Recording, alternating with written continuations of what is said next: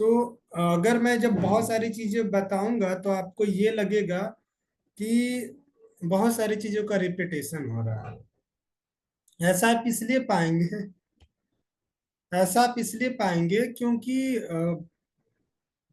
अगर एक line of thought किसी चीज को एक्सप्लेन करने का, इंटरप्रिटेट करने का, वो भी फेमिनिस्ट एंगल का हो सकता है। बोलते हैं जैसे मैं अगर बात बोलूं कि if I have worn red glasses, then anything in front of me, if it is of white color, then it will be, or it seems to be red, because I have worn red glass.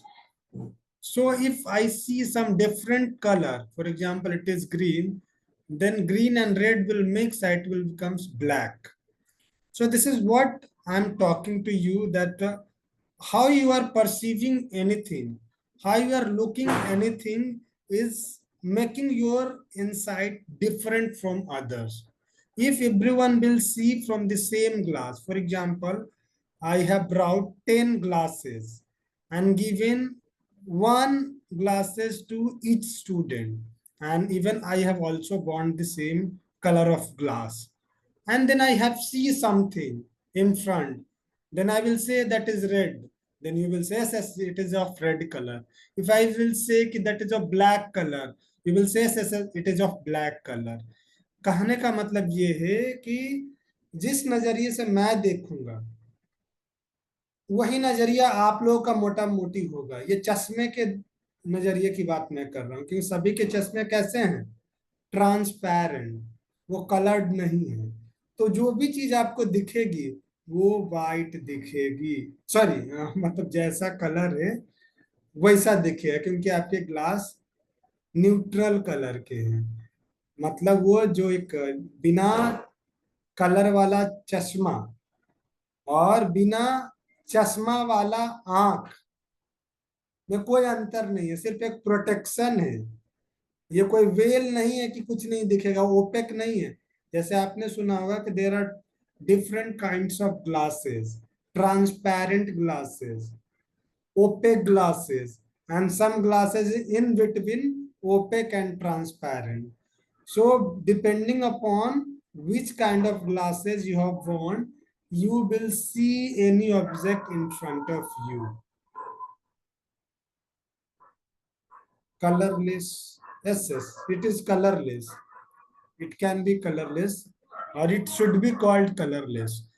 तो मैं ये चीजें इसलिए बता रहा हूं क्योंकि इस मामले में एक थ्योरी जिसको बोलते हैं रैशनलिस्ट थ्योरी, जो ना किसी स्पेसिफिक थ्योरी के नजरिए से देखता है, लेकिन अगर ब्रॉडली बात करें जस्टिस को, तो जैसे मैं बताता हूं कि लिबरल थ्योरी हो सकता है, मार्क्सिस्ट थ्योरी हो सकता है। तो लिबरल थ्योरी हमेशा स्टेट के फेवर में बात करेगा, मार्क्सिस्ट थ्योरी हमेशा स्टेट के अगेंस्ट में बात करेगा।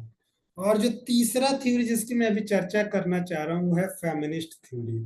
तो feminist theory feminine means female के फेवर में, फीमेल के इंटरेस्ट में क्या चीजें हैं उस पर चर्चा करेगी। तो अगर मैं बात करूं कि क्योंकि इंडियन थिंकिंग और राइटिंग में विमेन इंडिपेंडेंटली स्कॉलर रही नहीं है, उनकी किताबें बहुत कम हैं जो उस पर्सपेक्टिव से लिखी गई है या उस पर्सपेक्टिव से कही गई है। तो जैसे अगर बात करें वीमेन्स के पर्सपेक्टिव से, तो एक्टिविस्ट हुए हैं। जैसे सावित्री बाई फूले एक सोशल एक्टिविस्ट थी, और उनके साथ और भी महिलाओं का ग्रुप था, जैसे फातिमा शेख, और भी एक थी रमाबाई। तो ये तीनों महिलाएं मिलके वीमेन्स एजुकेशन पे बात की, क्योंकि उनको पता था वीमेन्स का जो इमेंसिपेशन है, इमेंसिपेशन मतलब स्वतंत्रता, स्वतंत्रता मतलब ये नहीं कि घर से छोड़ के भाग जाना, स्वतंत्रता मतलब ये नहीं कि हम बिल्कुल ऐसे फ्री है, तलवार चला के मेल का गर्दन काटते चले, कान काटते चले, नाक काटते चले, आंख निकालते चले, नहीं। यहाँ इमेंसिपेशन का मतलब है ऑपरेशन से फ्रीडम। मीन्स आपकी जो अपने बेसिक राइट्स हैं, चाहे वो खाने का, पीने का, खेलने का, कूदने का, एंटरटेन होने का, वो एक बीइंग ह्यूमन आपका होगा। ठीक है। जैसे मैं रिसेंटली मतलब ये तो पुरानी मूवी है, 2 साल पुरानी मूवी है, जिसमें कुछ मूवी का नाम है जिसमें दो वीमेन रहती है और बहुत लेट एज में जाके शूटर बनती है, और उनके घर वाले हरियाणा रीजन का ही है ये, हरियाणा रीजन का है ये एक इंसिडेंस है। इसमें उन दोनों वीमेन को बोलता है you can't participate in public event, मतलब आप घर के बाहर जाके कोई भी ऐसी गतिविधि में भाग नहीं ले सकते हैं। तो it's a kind of what making you isolated from public sphere. तो ये भी एक तरह के इनजस्टिस है जो वीमेन्स के साथ किया जा रहा है। मतलब उनको, जैसे मैं बार बार बोलता हूँ, जॉन रॉल्स का थ्योरी है, उसमें वो इक्वलिटी ऑफ अपॉर्चुनिटी की चर्चा करता है। तो जो इक्वलिटी ऑफ अपॉर्चुनिटी की चर्चा करता है, तो वो सबको कॉन्सेप्चुअलाइज करता है, एक व्यक्ति को नहीं, सिर्फ मेल को नहीं, वीमेन को भी। तो इन द सेम वे ये जो मैंने इंसिडेंट्स का एग्जांपल दिया कि एक घर में दो वीमेन थी और दोनों को शूटिंग कंपटीशन में भाग लेना था, बट वो सोसाइटी पैट्रियर्कल थी, तो वहां ये माना जाता है वीमेन शूटिंग में भाग नहीं ले सकते। लेकिन बाद में जब वो वीमेन शूटिंग में भाग ली तो बहुत सारा जगह मेल को भी हरा दी। तो इससे ये पता चलता है कि वीमेन को उनकी फ्रीडम, उनकी अपॉर्चुनिटी, इक्वलिटी ऑफ अपॉर्चुनिटी से दूर रखा गया। तो चलिए इंडियन कॉन्टेक्स्ट में मैंने की नेम को गिनाया, सावित्रीबाई फुले, रमाबाई, फातिमा शेख, ये सब वीमेन के एजुकेशन के लिए बहुत गाली, ताने, क्रिटिसिज्म और ऑब्स्टेकल्स झेली है। तब जाके धीरे धीरे वीमेन को पढ़ाने की बात कही जाने लगी। लेकिन वेस्ट का जो कहानी है इंडिया से थोड़ा अलग है। इंडिया से अलग इसलिए है, मैं ऐसा इसलिए बोलूंगा क्योंकि वहां जो फेमिनिस्ट थ्योरी की जो शुरुआत, मतलब फेमिनिस्ट थ्योरी ऑफ जस्टिस की जो शुरुआत है, वो स्पेसिफिक कार्य से शुरू होता है, स्पेसिफिक वर्क से शुरू होता है। और वो वर्क है, बड़े स्कॉलर है, फेमिनिस्ट स्कॉलर हैं, और उनका नाम है Olympia de Gouges and Mary Wollstonecraft. ये दो नाम बहुत बिगनिंग वाला है, शुरू वाला, और बड़ा नाम है। आप लिख भी सकते हैं, Olympia de Gouges and Mary Wollstonecraft. ये दोनों बड़े फेमिनिस्ट थिंकर हैं जो 1970s में अपनी राइटिंग के साथ आती है, और वो वीमेन के अधिकारों की बात करती है। क्या करती है कि वीमेन को एक व्यक्ति समझा जाए। वो क्या स्टांस से शुरू करती है कि वीमेन्स को एक व्यक्ति समझा जाए और उनको फुल और इक्वल स्टेटस दिया जाए, मेल के बराबर। मतलब कहने का मतलब है, देखिए उनका स्टांस बहुत क्लियर है। अच्छा, मैं आप लोगों में से पूछना चाहता हूँ, कोई भी एक विद्यार्थी स्क्रीन ऑन करके जवाब दे सकती हैं कि ओलंपिया दी गॉज और मैली वॉलस्टोन क्राफ्ट का जो लाइन है कि महिलाओं को एक व्यक्ति समझा जाए और उनको पूरा और समान व्यक्ति समझ के लो मेल के बराबर रखा जाए, इसका मतलब वो क्या कहना चाह रही है? कोई बताइए इसका क्या मतलब आ सकता है? कोई भी जो बताना चाहती है, ऑडियो ऑन करके भी बोल सकती है, स्क्रीन ऑन करके भी बोल सकती है।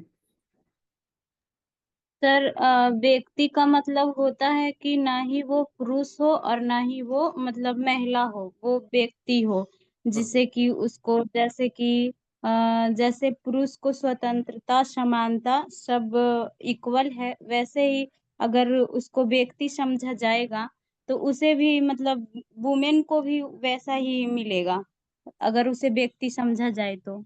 Okay, very good Moni. देखिए, मुन्नी चीजों को समझे, हो सकता है आप लोग भी समझे हो, लेकिन आप लोग बोलते नहीं। व्यक्ति बोलते ही ना वो बराबरी का असर्सन आ गया। असर्सन मतलब मान। जैसे घर में कभी कभी होता कि सब कुछ भैया जी को ही मिलेगा क्या, या सब कुछ बउआ को ही मिलेगा क्या। यहाँ जो ये भैया और बउआ मेल के कॉन्टेक्स्ट में बात कर रहा हूँ, बउआ तो जो ये बेबी मतलब जो बॉय होता है या जो मेल होता है, उसका घर से लेके घर के बाहर ऑफिस सब जगह उसका एक अलग ही दबदबा होता है। तो इसलिए उन्होंने बोला कि महिला को सबसे पहले इंडिविजुअल समझा जाए, व्यक्ति समझा जाए, जैसा कि मोनी सही बोली। अब इस बात को आगे बढ़ाते हुए अगर मैं बताऊं, ठीक है, ये तो 1790s की इवेंट है, और ऐसे बहुत सारे फेमिनिस्ट आए जो ऐसी राइटिंग कहती लिखती रही, मांग करती रही और न्याय न्याय न्याय की गुहार लगाती रही। लेकिन ये एक तरह से इंडिविजुअल इफर्ट था, इंडिविजुअल राइटिंग थी। वो लेखन के माध्यम से, राइटिंग के माध्यम से, एकेडमिक के माध्यम से ये मांग की जाने लगी। लेकिन देखा गया इन सारी चीजों के, इन सारे प्रयासों से बहुत कुछ मिला नहीं। जैसे एक कहावत है ना, या मुहावरा है, कहावत जो बोलिए इसको, या प्रोवर्ब्स बोलिए, कि ऊंट के मुंह में जीरा का फूरन।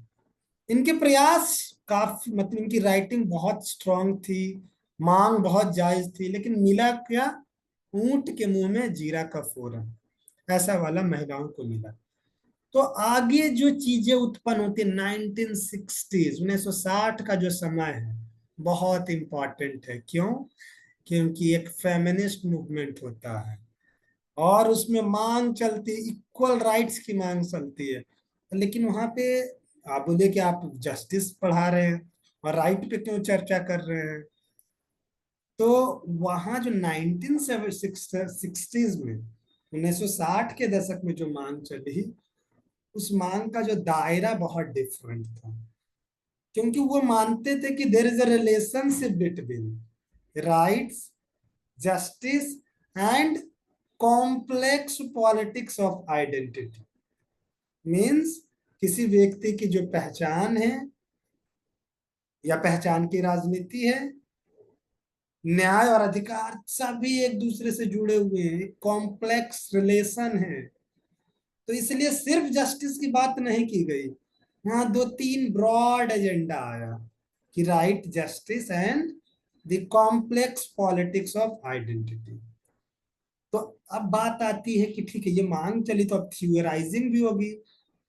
जितने भी महिलावादी सोच के विचारक रहे होंगे, ये चाहे वो व्यक्ति मेल हो या फीमेल हो, अब वो अपने राइटिंग में इन तीनों चीजों को एक साथ रखकर लिखना शुरू की। मैं मतलब जब वो फेमिनिस्ट जस्टिस को थ्योराइज करना चाहें, नारीवादी न्याय को बिल्कुल सैद्धांतिक रूप में प्रस्तुत करने का प्रयास किए, तो सेंट्रल फोकस रखा गया क्या?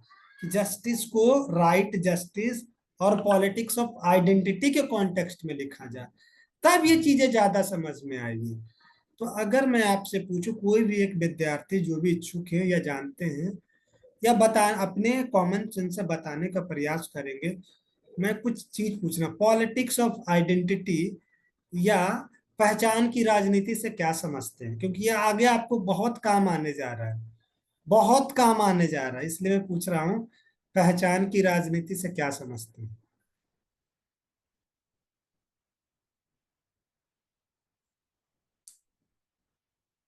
कोई भी एक व्यक्ति।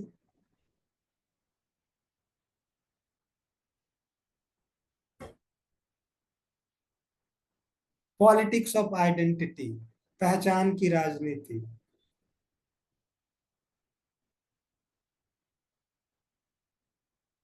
कोई भी एक व्यक्ति।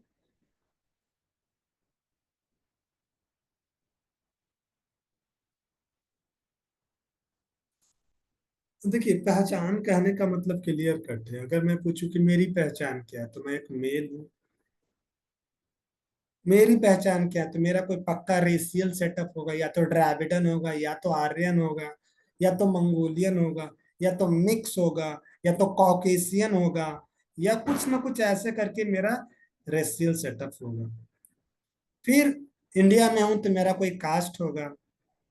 दुनिया में कहीं भी रहेंगे तो कोई मेरा एक रिलीजन होगा, कोई मेरा एक लैंग्वेज होगा, कोई मेरा एक रीजन होगा।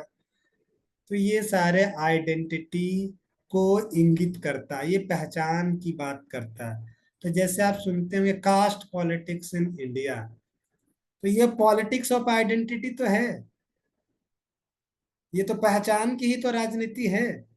तो यहाँ पे फेमिनिस्ट एंगल में एक चीज जुड़ जाएगा, वो है सेक्सुअलिटी। मतलब कि मेल फीमेल मीन्स फीमेल को भी ध्यान में रखा जाना, जेंडर को भी कॉन्टेक्स्ट में लाया जाना। तो चीजें समझ में आई कि what is the meaning of politics of identity. अगर यस नहीं सर। आए, नहीं यस समझ, सर। समझ में यस सर, आ गया समझ में। ठीक है। तो जैसे आपसे कोई पूछता है कि what do you mean bye politics of identity, so then you should answer that the politics which is based on identity, and here the meaning of identity can be affiliated to variables like gender, or you may say sexuality, it may be religion, it may be caste, it may be race, it may be ethnicity, it may be language, it may be region and many more things। ठीक है, तो ये जवाब दे पाएंगे आप लोग? Yes sir. ठीक है। अब देखिए ये जो टॉपिक है बड़ा इम्पोर्टेंट इसलिए हो जाता है क्योंकि अब देखिए मैं एक बहुत सिंपल उदाहरण दूंगा। मेरे पास सामने में 9-10 विद्यार्थी हैं, ये क्लास में भी आते हैं, और ठीक है अभी मैं ऑनलाइन क्लासेस पढ़ा रहा हूँ तो ऑनलाइन क्लास में। तो फेमिनिस्ट महिलाओं के साथ दिक्कत क्या हो, क्लास में सिर्फ फॉर ए टाइम बीइंग है, क्लास से में आते हैं और फिर घर चले जाते हैं। तो वो ग्रुप में रह के भी ग्रुप में ना नहीं है, मतलब एक समूह नहीं बना पाती है महिलाएं। ये एक बहुत बड़ा ऑब्जर्वेशन है, एक फाइंडिंग है रिसर्च में। जैसे अगर मैं अभी बात करूं, हाँ कि क्लासेस चल रही है, मैं देख पा रहा हूँ मेरे स्क्रीन पे 7 से 8 स्टूडेंट हैं, बट ये जिस तरह से अपने अपने घर से जुड़े हैं ना, यही सच्चाई है इनकी। महिलाओं के साथ यही सच्चाई। अगर बोल दे कि चलो सभी महिलाएं, वेस्ट बंगाल नहीं है ये, दिल्ली शहर नहीं है कि तुरंत महिलाएं रोड पे आ जाएगी अपनी मांग करने के लिए। अगर कॉलेज में कोई ऐसा इश्यू हो जाए या नवादा में कोई इश्यू हो जाए तो आप लोग डायरेक्ट रोड पे नहीं आ सकते, आपको परमिशन लेना पड़ेगा भैया से, पापा से, मम्मी से, दादा से, दादी से। इज इट सो और नॉट? ऐसा है कि? Yes yes sir. Sir. Yes sir. लेकिन मैं अगर आपसे पूछूं कि आपके घर में आपके भैया जी होंगे, पापा जी होंगे, दादाजी होंगे, क्या अगर उनको कहीं रैली में, मान लीजिए किसी को नरेंद्र मोदी जी के रैली में जाना है, लालू प्रसाद यादव जी के रैली में जाना है, नीतीश कुमार जी के रैली में जाना है, जीताराम मांझी जी के रैली में जाना है, चिराग पासवान की रैली में जाना है, तो क्या आपके घर में लड़के लोग, मेल लोग परमिशन लेके जाते हैं आपसे, या वो और किसी से लेते हैं परमिशन? No sir. परमिशन तो नो सर। चाहिए। अरे चलो 2-4 और संख्या बढ़ाओ साथ में ले जाओ। लेकिन महिलाएं ना रैली में ज्यादा दिखती है, ना इस तरह की गतिविधि में स्वतंत्र रूप से जाके भाग लेके एकजुट होकर मांग रख सकती है। ऐसा है कि नहीं? यस। Yes sir. तो यस सर। तो सर यहाँ पे ऐसे फेमिनिस्टों में का है क्या? फेमिनिज्म में एक यही बात है, सोलेट्री। सोलेट्री मतलब अकेलापन। जैसे मैं बार बार जब जो बेसिक क्लास में रहे हैं कि what do you mean by politics, तो I use to quote a key line, politics can never takes place in a solitary. राजनीति कभी एकांतवास में नहीं हो सकता। जैसे मैं एग्जांपल दिया हूंगा कि अगर कोई अंडमान निकोबार के कोई आइलैंड पे अकेले है, तो पॉलिटिक्स नहीं कर सकते। अगर कोई हिमालय पे अकेले बैठ के घूम रहा है, एडवेंचरस एक्टिविटी कर रहा, तो वो पॉलिटिक्स नहीं कर सकता। हमेशा पॉलिटिक्स ग्रुप में होता है, समूह में होता है, और जब तक समूह में नहीं होता न पॉलिटिक्स कर पाते हैं लोग, न हक मांग पाते हैं। तो फेमिनिस्ट का एक पर्सपेक्टिव ये है जो बहुत हावी है, कि महिलाएं एकजुट है ही नहीं। वो एकजुट तब दिखेगी जब उनके हस्बैंड उनके साथ होंगे, उनके भैया उनके साथ होंगे, उनके दादा उनके साथ होंगे, तब वो एकजुट दिखेंगे। मतलब फॉर फेमिनिस्ट सोलेटरी और even primary focus on creating or reforming the basic structure to create the condition of possibility for a just distribution is a kind of misdirection. अब देखिए यहाँ पे ये जो लाइन है ये बहुत कुछ बोल रहा है। पहला बात क्या बोल रहा है कि रिफॉर्म करना है किसको, बेसिक स्ट्रक्चर को। और ये बेसिक स्ट्रक्चर क्या है, या कोई नया स्ट्रक्चर बनाना। तो ये जो स्ट्रक्चर क्रिएट हुआ किस कंडीशन पे, जिससे कि जस्ट डिस्ट्रीब्यूशन हो पाए, न्यायोचित बंटवारा हो पाए। किस चीज का, रिसोर्सेस का। यहाँ रिसोर्सेस कहने का क्या क्या मतलब हो सकता है बताइए, रिसोर्स कहने का क्या क्या मतलब हो सकता है।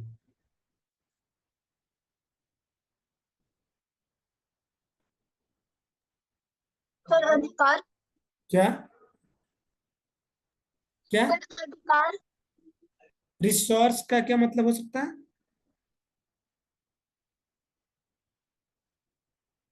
चलिए मैं बताता हूँ। देखिए रिसोर्स मतलब यहाँ धन संपत्ति, गुड्स, ऑब्जेक्ट, या वैसी चीजें जो आपके लाइफ को चेंज कर सकता है, जैसे खाना, राशन, कपड़े, घर, जमीन, ज्वेलरी, कार, गाड़ी, ये सारे रिसोर्सेस हैं।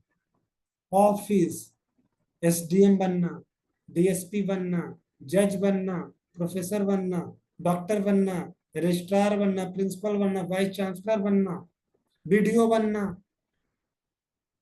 ऑफिसेस एंड सो ऑन, ये सारे चीजें। तो लेकिन बात अब ये क्या आती है कि ये कैसे संभव है, नारीवादियों का जो हुजूम है वो कैसे करेगा। तो वो आगे ये बोलते हैं कि ये जो न्याय है, ये जो न्याय है, जो न्याय का जो विषय है वो क्या है, अन्याय है। कहने का मतलब ये है कि हमेशा ये डोमिनेटेड है, ऑप्रेस्ड है, किनके द्वारा, एक सेटअप है मेल लोगों का। क्योंकि अभी तक जो भी पढ़ाया थ्योरी ऑफ जस्टिस, तो मैंने कैसे कैसे नाम बताए, जॉन रॉल्स मेल, प्लेटो मेल, रॉबर्ट नॉजिक मेल, एक भी कोई फीमेल का नाम अभी तक आया था इतना मैंने, कार्ल मार्क्स भी बोलेगा तो मेल। कोई उस तरह का लीडिंग थिंकर ही नहीं वीमेन में, जो महिलाओं के न्याय के लिए, जैसे मैंने अभी नाम बताया, जो वॉलस्टोन क्राफ्ट थी, तो वो बहुत 1790s में राइटिंग, लेकिन वो बल्क में उतने बड़े बड़े थिंकर ही नहीं आए जो महिलाओं के फेवर में लिखे और एक क्रांति ला दे और उनके न्याय के जो भाव है, जो हक है, वो दिला सके। आप इससे एग्री करते हैं कि नहीं, यस और no. Yes sir. Yes sir. Yes sir. और एक विचारक हैं या एक स्कॉलर हैं, यंग, यंग नाम है, YOUNG, यंग, स्कॉलर का नाम ही यंग है।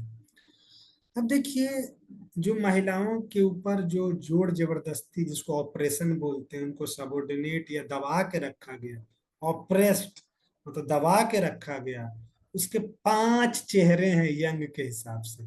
कोई गेस कर सकते हैं, what are those 5 faces through which women are being oppressed? Can anyone guess?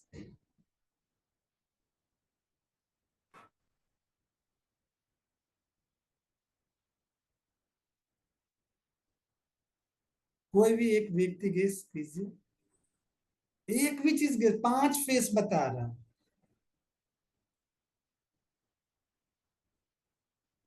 एक तो कोई भी गेस कर सकते हैं, इतना आसान है।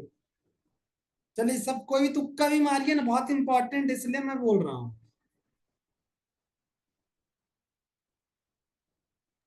Sir I.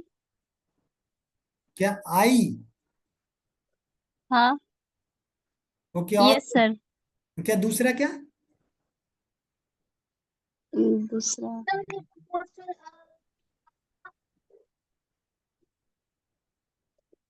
जब मैं बोलूंगा अकेले। तो बोलेगी कि मैंने क्यों नहीं बोला। जैसे देखिए 5 चीज के बारे में बोलते हैं। पहला एक्सप्लॉइटेशन मतलब शोषण, पहला चेहरा जिसके थ्रू महिलाओं को दबा के रखा था, एक्सप्लॉइटेशन। दूसरा मार्जिनलाइजेशन, मतलब हाशिए पे रखना। तीसरा पावरलेसनेस, उसको शक्ति नहीं देना। चौथा कल्चरल इम्पेरलिज्म, मतलब कल्चर का सहारा लेके उस पे को उसके ऊपर कंट्रोल करना। जैसे मैं एक्सप्लेन करना चाहता हूँ।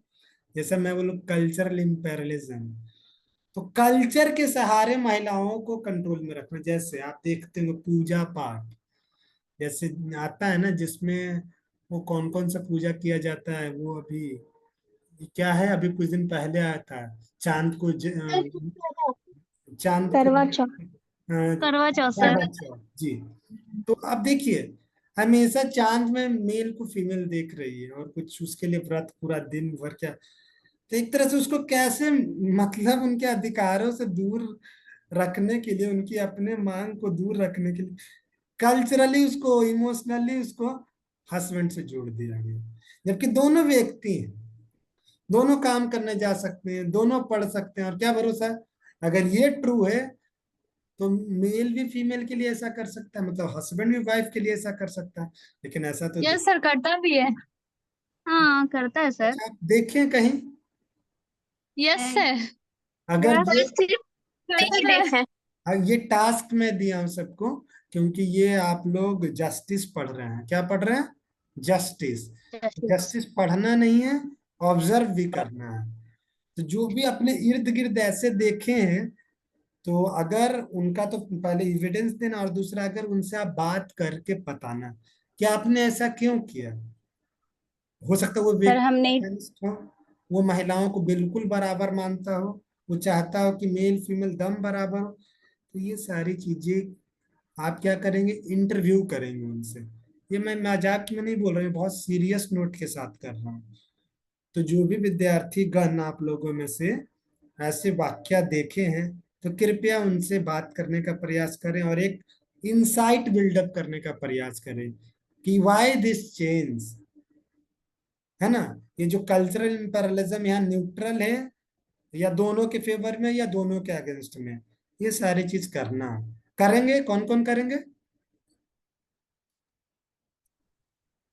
सर हम पूछे थे तो जीजू बोले थे कि जैसे वो मेरी लंबी उम्र के लिए वर्क करती है वैसे हम भी उसके लिए करेंगे। Okay, good. और कोई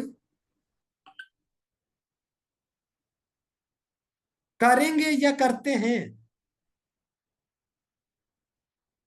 जो भी विद्यार्थी बोले हैं कर, सर वो मतलब करते कर, हैं। करते हैं, तो मतलब दोनों लोग करते हैं घर में। हाँ दोनों करते हैं। तो एक बार ना इस पे, जैसे मैं जो कल्चरल इम्पेरियलिज्म के बारे में बताया, बहुत सारी चीज मैंने अभी आपको एक्सप्लेन किया। अब आपकी एक समझ ब्रॉड हुई होगी। अब मतलब उनको ये नहीं लगना चाहिए कि उनका आप मजाक उड़ा रहे हैं। आप ये बताइएगा कि मुझे जस्टिस पढ़ना है, और उस नजरिए से जो जेंडर जस्टिस है, जो फेमिनिस्ट पर्सपेक्टिव है जस्टिस का, उसको समझने का मैं प्रयास कर रहा हूँ आपसे। या आप स्पष्ट बोल दीजिएगा, ऐसे मत पूछिएगा, नहीं तो उनको ये ना लग जाए कि आप उनके साथ मजाक कर रहे हैं। ठीक है? बोलिए कि हो सकता है मुझे आंसर भी लिखना पड़े, या क्लासेस में पूछा जाता है। ठीक है? तो अंतिम वाला क्या, वायलेंस, मतलब महिलाओं को यंग के हिसाब से कैसे दबा के रखा गया। 5 तरीके हैं वो। पहला एक्सप्लॉइटेशन, दूसरा मार्जिनलाइजेशन, तीसरा पावरलेसनेस, और चौथा कल्चरल इंपेरियलिज्म, और पांचवा वायलेंस। कौन रिपीट करेंगे इसको? पहला शोषण, ओके। दूसरा शक्तिहीन, और ओके। तीसरा संस्कृति के माध्यम से, और चौथा ये हुआ शोषण। शोषण तो हो वायलेंस, गया था। मारपीट, वायलेंस। है ना। फिर से मैं बोलता हूँ, यस। एक्सप्लॉइटेशन का हिंदी अनुवाद शोषण। मार्जिनलाइजेशन का मतलब बिल्कुल दरकिनार कर देना, वंचित कर देना। पावरलेसनेस का मतलब बिल्कुल शक्तिहीन बना के रखना। चौथा कल्चरल इंपेरियलिज्म, मीन्स संस्कृति के आधार पे उनको अपने कंट्रोल में रखना। पांचवा वायलेंस, मीन्स मार, वायलेंस। शक्ति का प्रयोग। ठीक है? वायलेंस। अब ये आगे क्या कहते हैं, यंग, यंग यंग आगे ये कहते हैं कि ये जो चीजें बताया उसने, जो 5 फेसेस या 5 रूप बताएं या 5 कारण जो बताएं जिसके थ्रू ऑपरेशन मेंटेन्ड है, ये ऐसे नहीं है, ये स्ट्रक्चरल है। ये क्या है? स्ट्रक्चरल है, समाज की ऐसी बनावट है, पार्ट एंड पार्सल है समाज का, और जिससे इंटरपर्सनल मैनिफेस्टेशन हो रहा है।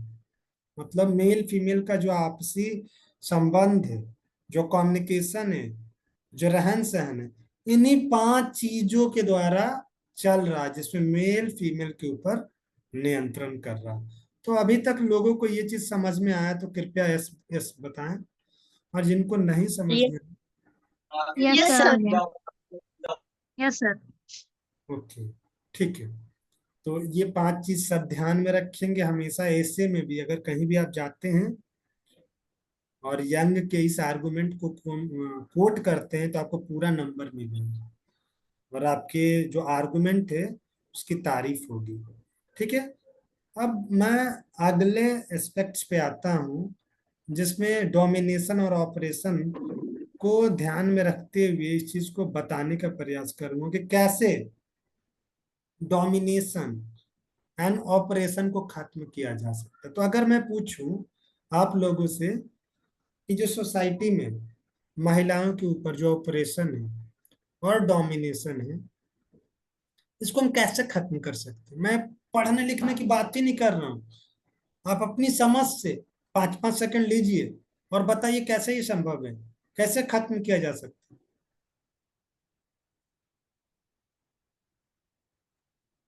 सर ये संभव है जब तक मतलब हमारे इंडिया या बिहार में कोई शासन करने वाले फीमेल पॉलिटिशियन ना आ जाए, तब संभव हो सकता है। ओके, मतलब आपका ये कहना। तभी हाँ सर, बोलिए। तभी पॉसिबल हो सकता है अगर जो यहाँ की लेडीज लोग हैं वो घर से बाहर निकले या फिर जॉब करे। अगर वो सरकारी जॉब करे, आगे बढ़े, तब इन लोग के विचार में परिवर्तन आ सकता है। ओके, और कोई? खुशी अनमोनी तो बताई है, सही बताइए। और भी कुछ लोग जोड़ना चाहते हैं तो कृपया जोड़ें।